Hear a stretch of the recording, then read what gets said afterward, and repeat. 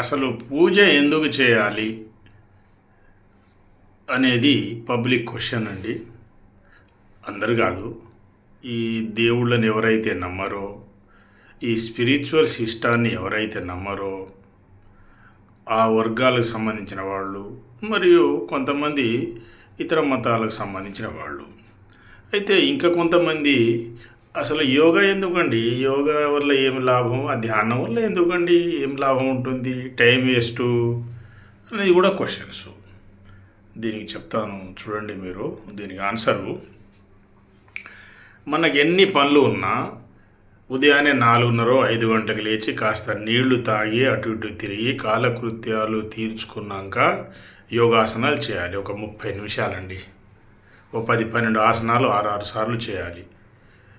Next కంటి సాధన, ప్రాణాయామం, తదుపరి ధ్యానం చేయాలి.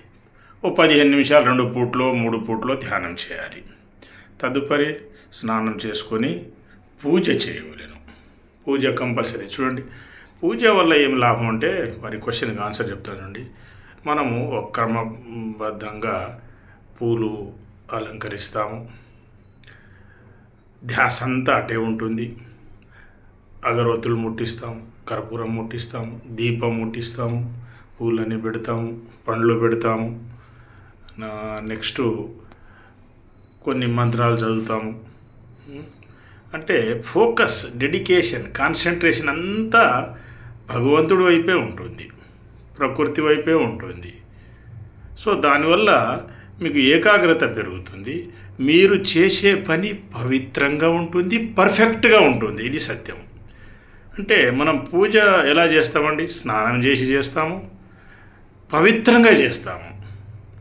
అలాగే ఈ మనుషులు ఆయా వారి జాబ్సో, బిజినెసో, వర్క్సో, పనులు ఈ పూజ మాదిరిగా చేస్తే అసలు కల్తీ ఉండదు, మోసం ఉండదు, ఫ్రాడ్ చేయరు, నేరాలు, ఘోరాలు, పాపాలు, ఫైల్స్లో చేయరు, పెండింగ్ పెట్టరు, ఏడిపించరు, లంచం కోసం చూడరు, డబ్బుల కోసం చూడరు, ఎవరిని మోసం చేయరు, అన్యాయం చేయరు. ప్రమోషన్ కావచ్చు, పోస్టింగ్ కావచ్చు, ఇంకేదైనా కావచ్చు అండి, లైసెన్స్ కావచ్చు, రిజిస్ట్రేషన్ కావచ్చు, ఏదైనా పర్మిషన్ కావచ్చు, ఫ్యాక్టరీ వగైరా అసలు జరగదన్నమాట. పవిత్రంగా చేస్తే అంతా అపవిత్రం అయిపోయారన్నమాట. హోలీగా లేరు ప్రజలు, ఆఫీసర్లు, పొలిటీషియన్స్. కాబట్టి చెడిపోయింది. సో పూజ వల్ల లాభం ఇదండి, గుర్తుపెట్టుకోండి.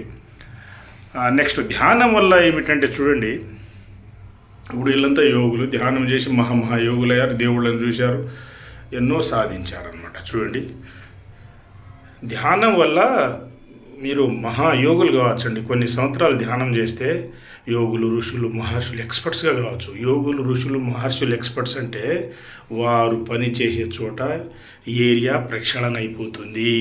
గుర్తుపెట్టుకోండి, అన్ని పనులు అవుతాయి, ఫాస్ట్గా ఉంటుంది. మీకేమో ఇప్పుడు మామూలు జనాలు, ఉద్యోగులకు ఎట్లా ఉంటుందంటే వాళ్ళకి పని అంత రాదు, నేర్చుకోరు. అందరూ దేవుడి బిడ్డలే. అందరూ అంటే మీరంతా దేవుళ్ళని కొందరు యోగులు అంటుంటారు, పెద్దలు కూడా అంటుంటారు మీటింగ్లలో, సభలలో. కారణం ఏమిటంటే మీరు కూడా ధ్యానం చేస్తే 3వ నేత్రము ఓపెన్ అయిపోతుంది. దానివల్ల మీరు కూడా యోగులు, ఋషులు, మహర్షులు, ఎక్స్పర్ట్స్గా మారే అవకాశం ఉంటుంది. లేదా ఒక గొప్పవాళ్ళు, ఓ మంచి ఉద్యోగినో, వ్యాపారం, ఏదో ఒక స్థాయికి ఎదుగుతారని అర్థం అన్నమాట. అయితే యోగుల పవర్ ఏమిటంటే లక్షలాది మంది డాక్టర్లు, ఇంజనీర్లు, సైంటిస్టులు, ఎక్స్పర్ట్లను తయారు చేస్తారు వాళ్ళు. పూజారికి, యోగికి చాలా డిఫరెన్స్ ఉంటుంది. బ్రాహ్మిన్స్ లోకానికి, ఈ యోగీస్ లోకానికి చాలా డిఫరెన్స్ ఉంటుంది, గుర్తుపెట్టుకోండి. అయితే వీరు ఉన్న చోట అన్ని ఫైల్స్ డిస్పోజ్ అవుతాయి, ఫాస్ట్ ఉంటుంది, కరెక్ట్ ఉంటుంది. కావాలంటే మీరు చూడండి, పనులు కూడా అన్నీ అయిపోయినట్టు అనిపిస్తుంటుంది, అయిపోతాయి.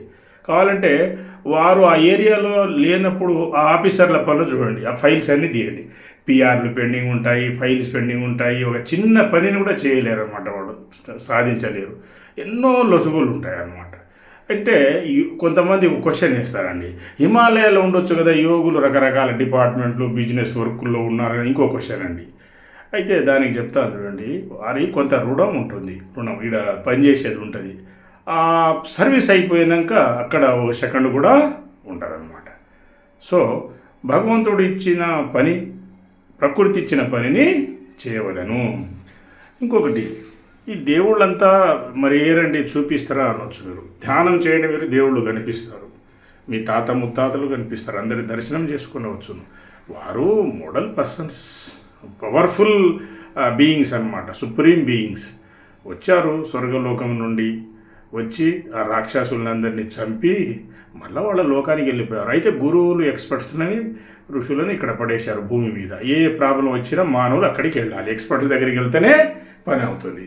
అంటే గుడికి పోతే పని కాదా అని మీరు క్వశ్చన్ చేయవచ్చు. అవుద్ది. గుడిలో పూజ దర్శనం అయిపోయాక ధ్యానం చేయాలి. కాసేపు ధ్యానం చేస్తే 10-15 నిమిషాలు మీకు వేవ్స్ వస్తాయి, లేదా వైబ్రేషన్స్ వస్తాయి, కొన్ని వేవ్స్ తెలుస్తుంది. లేదా మీ కళలైనా దేవుడు వచ్చి చెప్తాడనమాట, ఇగో ఈ పనికి అక్కడ ఇల్లు నీదవుతుంది, ఈ పనికి ఆ గురువు దగ్గరికి వెళ్ళు అని మీకు వాయిస్ వస్తుందన్నమాట, కళ వస్తుంది. సో గుర్తుపెట్టుకోండి మీరు. సరే, మీకు దేవుడు కనబడే యోగులే ఇంత పవర్ఫుల్ ఉంటే వాళ్ళ చరిత్రలు చూడండి మీరు. వాళ్ళ చరిత్రలు చూస్తే లక్షల సమస్యలు పరిష్కారం చేశారు, ఎందరినో బాగు చేశారు, ఏరియాలు ప్రక్షాళన అయినాయి.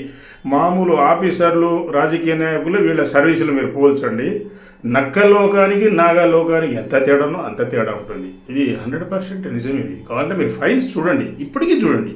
ఇప్పుడు పని చేస్తున్న ఏరియాలు, ముందు చేసిన ఏరియాలు ఎక్కడైనా చూడండి, టూ మచ్ డిఫరెన్స్ ఉంటుంది. ఇప్పుడున్న ఆఫీసర్లకి ఈ యోగిస్కం ఆఫీసర్, యోగిస్కం డాక్టర్, యోగిస్కం ఇంజనీర్, యోగిస్కం సైంటిస్ట్, యోగిస్కం ఎంప్లాయీ, యోగిస్కం పూజారి, యోగిస్కం ఏదైనా ఉండొచ్చు. చూడండి, పవర్ఫుల్ అన్నమాట. సో ఈ సత్యం తెలుసుకోవాలి మీరు. ఇవ్వండి ఈ క్వశ్చన్స్కి ఆన్సరు. మరలా మనం నెక్స్ట్ క్లాస్లో కలుద్దాం.